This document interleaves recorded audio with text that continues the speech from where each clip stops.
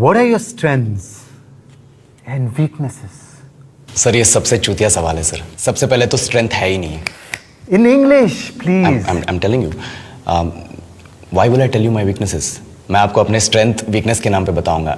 You know, जैसे English. I'm a perfectionist. मैं workaholic हूँ. मैं इनोसेंट. English. अच्छा बैंक क्या लौड़े? क्या इंग्लिश लगा रखा है बे? 4 साल का था मैं जब मेरे पापा जबलपुर में किसी हलवाई के यहां काम करते थे. खुद तो कभी स्कूल गए नहीं, इसलिए अपनी गांड घिस घिस के मुझको स्कूल में भर्ती करवाया. अब कहने के लिए तो इंग्लिश मीडियम स्कूल था, लेकिन साले हमारे टीचर लोग खुद हिंदी में बात करते थे. हमारे स्कूल के लड़के एक दूसरे से यो व्हाट्स अप डॉग ऐसे बात नहीं करते हैं. क्या भौंक रहा है तेरा लंडा आजकल है? ऐसे गले मिलते हैं. किसी तरह रट्टा मार मार के 10th तक पहुंचे तो पता चला कि जिंदगी में सफल होने के लिए एक ही तरीका है, और वो है इंजीनियरिंग. सब यही कहते थे. माँ बाप, टीचर लोग, गली का वॉचमैन भी हमसे पूछता था, और भैया कैसी चल रही है आपकी तैयारी? भाग बेंचो, तुमको क्या करना है? इसलिए हमारे स्कूल के बच्चे हम सब पहुंच गए बकरों की तरह. मैं IIT, मैं NIT. अरे जिस बच्चे ने अपने बाप को जलेबी तलते देखा है वो तो यही सोचेगा ना कि जिंदगी में पैसा ही सब कुछ है.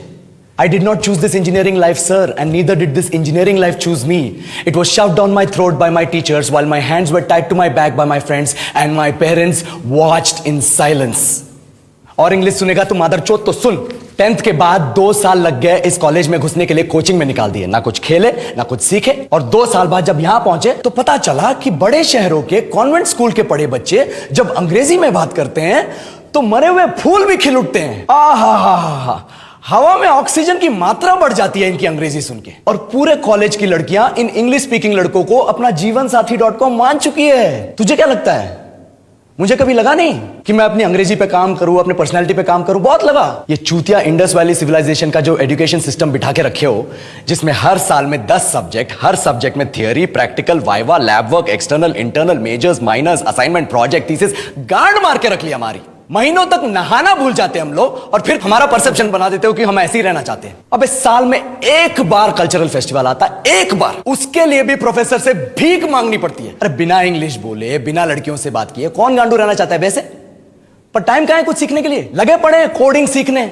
3 लैंग्वेज सीख रहे हैं, अलग अलग इंग्लिश छोड़ के. लेकिन जब प्लेसमेंट्स की बात आई तो सबको एप्टीट्यूड चाहिए, पर्सनैलिटी चाहिए, इंग्लिश स्पीकिंग चाहिए. It is not that we can not speak English, sir. We are just very conscious of our diction and our pronunciation, and we are not confident to speak in front of anyone else. If the curriculum was a little bit diverse, if the engineering colleges in our country focused on our all-round development instead of functioning like a goddamn factory that is just mass producing robots by killing their dreams and handing out degrees, I would not be sitting here in this pointless HR interview, the likes of which exist only in our country.